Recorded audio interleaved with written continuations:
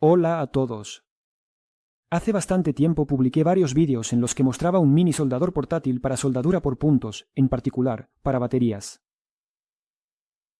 Se desarrollaron varias versiones que se diferenciaban entre sí de manera insignificante. Recomiendo encarecidamente estudiar los vídeos mencionados, allí expliqué en detalle cómo funciona el esquema y lo probé. El aparato de los primeros vídeos sigue funcionando perfectamente y nunca ha fallado. En pocas palabras, explicaré de qué consta el esquema.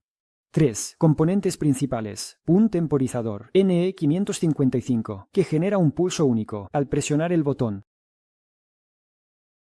La salida del temporizador está conectada a un seguidor emisor que actúa como amplificador de corriente y está destinado a controlar correctamente una serie de potentes transistores de efecto de campo. Y la parte de potencia consiste en un montón de transistores de efecto de campo de canal N conectados en paralelo. Cuando presionamos el botón, el temporizador genera un pulso de control que llega al seguidor y abre el interruptor superior. Este, a su vez, envía una señal positiva a las compuertas de los transistores de efecto de campo, lo que hace que estos últimos se activen. Toda la corriente de soldadura, que son cientos e incluso miles de amperios, fluye precisamente a través de los transistores de efecto de campo, y estos deben soportar tal corriente. Como mencioné antes, había dos versiones de esta soldadura. En la primera, los transistores de efecto de campo eran controlados por un relé, en la segunda por un seguidor emisor. Los circuitos funcionan de la misma manera. Bien. Creo que habrán notado que en el esquema tenemos dos fuentes de alimentación. Uno es el de potencia. De esta fuente proviene la corriente para la soldadura, y el segundo es una fuente de alimentación de 12 voltios, que alimenta el circuito de control. Se podría no hacer esto y alimentar el control directamente desde la fuente de potencia. Pero durante la soldadura se producirán enormes caídas de voltaje. Y si la magnitud de la señal de control es inferior a 10 voltios, los transistores de efecto de campo pueden no abrirse completamente, lo que llevará a un aumento de la resistencia de su canal abierto, al sobrecalentamiento y, posiblemente, a un fallo. La segunda fuente de alimentación es independiente.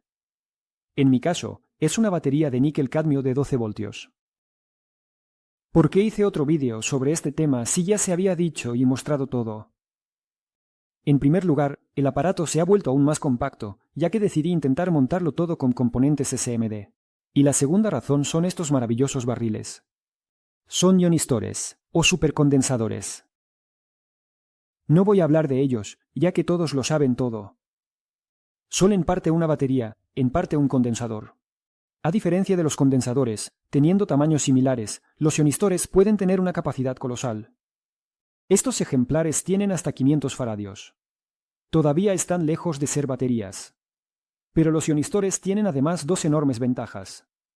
El número de ciclos de carga-descarga llega hasta 1.000.000, es decir, son literalmente eternos, y también tienen corrientes de carga y descarga colosales. El voltaje nominal de los ionistores es pequeño, generalmente en voltios. Tienen una resistencia interna extremadamente baja. Gracias a esto, pueden cargarse y descargarse con grandes corrientes. Mis ejemplares, en particular, se pueden descargar tranquilamente con corrientes de decenas de amperios. Dije decenas. Me equivoqué. La corriente máxima de descarga para este ionistor es de más de 200 A. Conectamos un par de ionistores en paralelo y ahí tienes 400 A.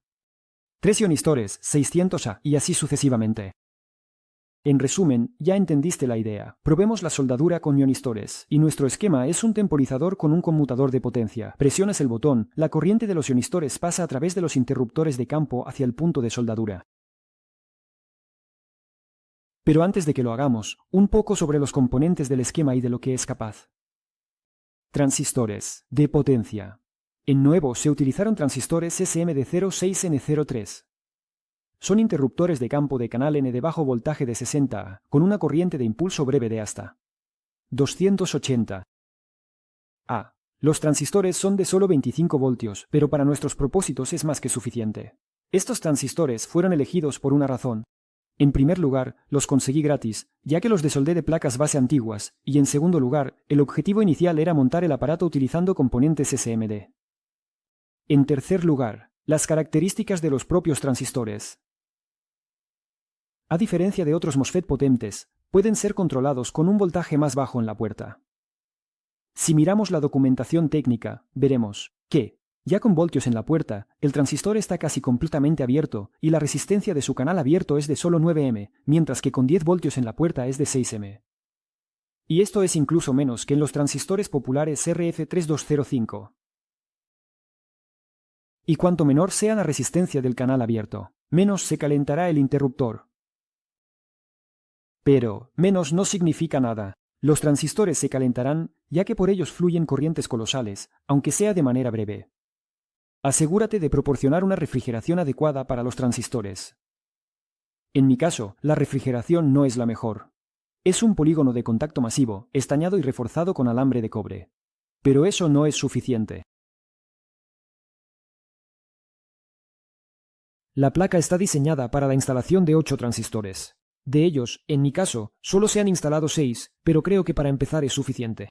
En teoría, brevemente nuestro circuito es capaz de manejar corrientes de 1500 A. Comprobación. Aplicamos al sistema de control alrededor de 9 a 12 voltios y conectamos el osciloscopio a la salida del repetidor. He reemplazado, intencionadamente, el botón sin fijación por un interruptor para que puedas ver más claramente. El retardo.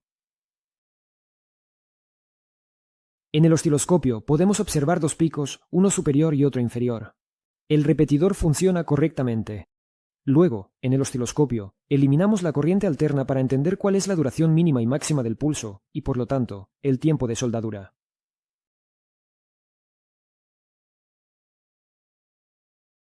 El pulso mínimo o retardo dura solo 50 milisegundos, el máximo un poco más de un segundo. Este es el tiempo de soldadura, pero solo con los valores nominales indicados en el esquema. Es posible que haya cierta variación, y esto estará relacionado con la tolerancia de los propios componentes. Si se desea, el resistor ajustable se puede reemplazar por uno variable, hacer una pequeña escala y calibrarla basándose en las lecturas del osciloscopio. Se puede verificar el funcionamiento sin un osciloscopio, conectando al salida del repetidor una lámpara incandescente de baja potencia, D. 12-13. En. Debe brillar intensamente y apagarse dependiendo del tiempo de retardo. Luego se verifica el correcto funcionamiento de los propios interruptores. Conectamos la fuente de alimentación. En mi caso, es una batería de 12 voltios de un sistema de alimentación ininterrumpida. Luego conectamos la carga. En mi caso, la carga es una potente lámpara incandescente de 100 vatios. La lámpara, por cierto, es de 8 voltios. La encendemos varias veces seguidas. Comprobamos el calentamiento en los interruptores. Con esta carga, no deberían calentarse en absoluto.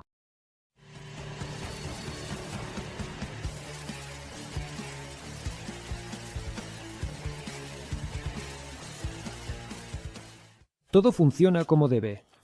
Ahora cambiamos el interruptor por un botón y conectamos supercondensadores como fuente de alimentación. En mi caso, 2 supercondensadores conectados en paralelo de 500 faradios cada uno. Los electrodos están hechos de alambre de cobre con un diámetro de 3 milímetros. Los soportes son de latón, comunes de una tienda de construcción. Los cables de alimentación son de 8 AWG, con aislamiento de silicona resistente al calor. Estos cables los utilicé para mi potente fuente de alimentación de laboratorio. 2 tramos de 1 metro cada uno. Sería bueno acortarlos, pero no lo haré, ya que después de este experimento se usarán para una potente fuente de alimentación de laboratorio. En general, para quien le interese, la resistencia de un tramo de 1 metro de este cable es de aproximadamente 1000 ohmios, y nosotros tenemos 2 metros. Teniendo en cuenta las corrientes que fluyen, incluso en estos cables obtendremos caídas de tensión notables. Se pueden reducir disminuyendo la longitud del cable. Cargamos los supercondensadores. Nos abastecemos de cinta de níquel. Para soldar las baterías, preparamos la propia batería y salimos al patio. Los primeros intentos de soldadura no tuvieron éxito. El voltaje en los supercondensadores es bajo, además de las pérdidas en los cables. Por lo tanto, se decidió intentar conectar en serie 4 supercondensadores, cargarlos hasta el voltaje nominal. Volt y pruébalo. Por supuesto, al conectar en serie aumentamos el voltaje, pero surgen varios problemas de inmediato. En primer lugar, aumenta la resistencia interna de las baterías de supercondensadores, y con corrientes altas se calentarán. En segundo lugar, con el aumento de la resistencia interna, disminuye la corriente de salida, y, por lo tanto, también la corriente de soldadura. Los intentos de soldar con tiempos de exposición cortos nuevamente no tuvieron éxito. Algo más o menos parecido a la soldadura lo conseguí con tiempos de exposición de aproximadamente 1 segundo, pero con tal tiempo de exposición, el calentamiento de la cinta es significativo.